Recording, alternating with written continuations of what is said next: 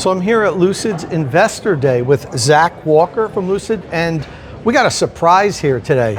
Zach, tell me, what are we standing in front of? Well, this is our two-seat Robotaxi concept. This is something that is based around our mid-size platform. So when we talk about that, obviously, it's a concept, it's a buck. It's not something we're have physically built. Obviously, we're not going to have open here, open there, but everything in the corners is based off our mid-size platform, and we've designed what we envision for the future for the next step for robotaxis.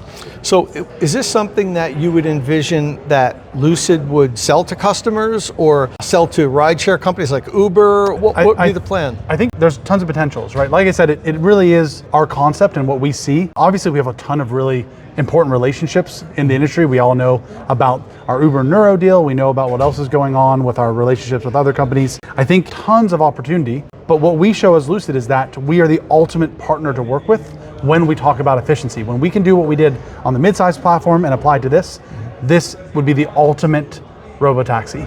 So I noticed it has only 2 seats. There's another company out there that's coming out with a version of a Robotaxi that also only has 2 seats, and it gets a lot of comments online. People say, why is it only 2 seats? You could tell me, why is this one only 2 seats? So from our vision, and again, I think shared with other companies and what they see, right? You see that most of these rides are under 2 people. It's usually actually statistics will say about 90 to 95% are 2 people or less. There are situations that obviously you need more people. You can have different vehicles for that. When you're talking about 90 to 95% of the rides needing only 2 or less people, then this makes a ton of sense, because let's go from midsize. Midsize is a best-in-class energy efficiency already, right? So that was that 4.3 to 4.5, depending on the energy efficiency or depending on the variant of all-wheel drive to rear-wheel drive. Let's go to this. What we are projecting, and when we've done our calculations, we see we can easily get 5.5 to 6, right? So miles per kilowatt hour. Yeah. What does that actually mean? That's such an arbitrary number. What does it mean to you? Well, what it means to robotaxi companies is every 0.1 difference is going to be about $100 a year per vehicle. So now if we say we go from 4.5 to 5.5, what does that really mean? That's $1,000 a year per vehicle. And that's comparing us to us, and we have the best in class energy efficiency. When you look at others, it's more. It could be $2,000. So now, by shrinking the wheelbase, reducing the amount of the weight, going for aerodynamics, you're able to make a vehicle that can save in energy costs $1,000 a year per vehicle. That's why this makes sense. When 90 to 95% of your rides are less than 2 people, of course you're going to go fight to get $1,000 a year per vehicle. You'll then have other vehicles in your fleet that can do more than that if needed. But you're going to attack the main market with this. Today's video is sponsored by EVChargingStations.com. If you drive an electric vehicle or you're planning to, this site is packed with comprehensive charger reviews, detailed DC fast charging graphs, and the latest news from all of the fast charging networks. You'll find real-world testing, easy to understand comparison, and deep dives into how different electric vehicles actually charge. Before you buy an EV charger or plan your next road trip, make sure to bookmark EVChargingStations.com and make smarter charging decisions.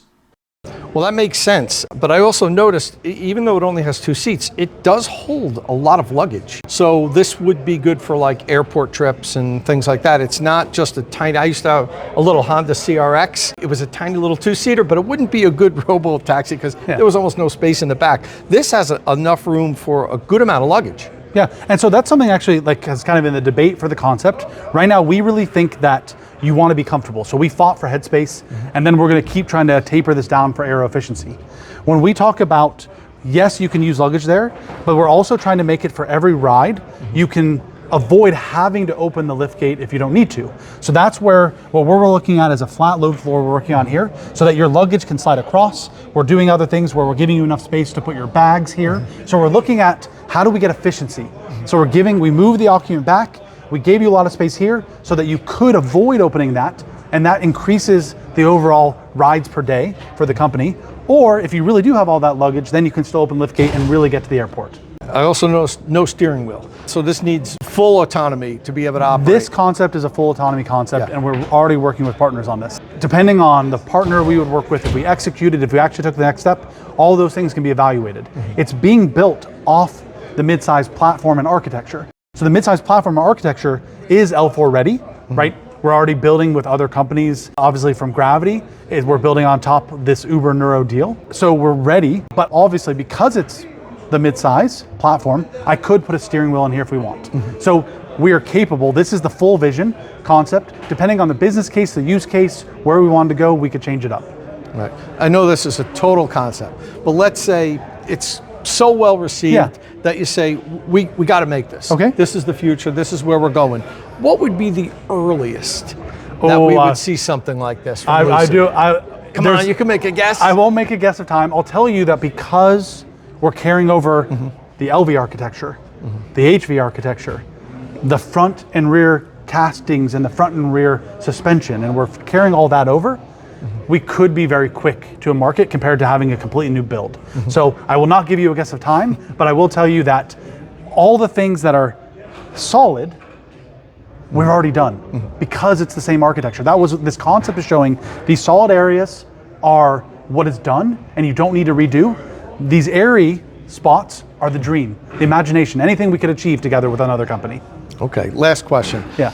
It's got no steering wheel, but it does have a center display, almost like a driver's display. You're not going to be showing miles per hour and efficiency and things that drivers need because they're not driving it. I'm not going to be forced to watch advertising the whole time I'm in a Robotaxi, am I? Well, I think our perspective is that it's more about engagement and then helping use that engagement to get more rides or more activity. So I would say my dream wouldn't be sit there and be told about the next hamburger that you should go buy. It's more about using the AI we just showed, talking with it. It knows you. So let's say we're here for New York and it goes, hey, last time you were here, you loved going to this place. Do you want me to book a ride for you?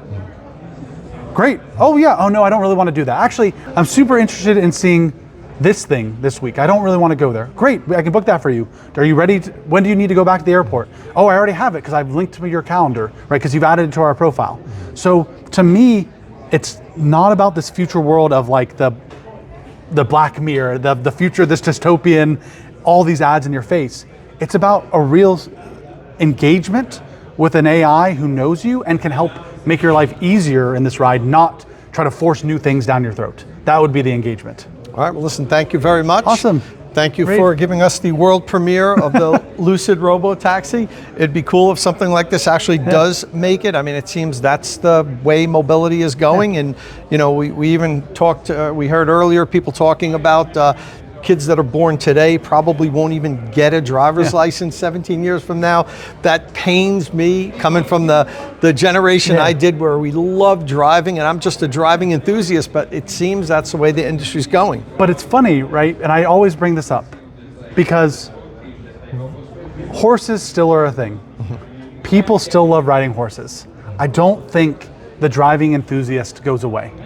I think it just becomes a real thing that's about when you're trying to be engaged, you're engaged, and when you're trying to be transported, you're transported. And what I think Lucid does, and this concept shows one aspect, but all of our other vehicles show the other, is the bandwidth by which our efficiency can hit both the autonomy world and the driver engagement world. Because I don't think Lucid believes in a world that is just this.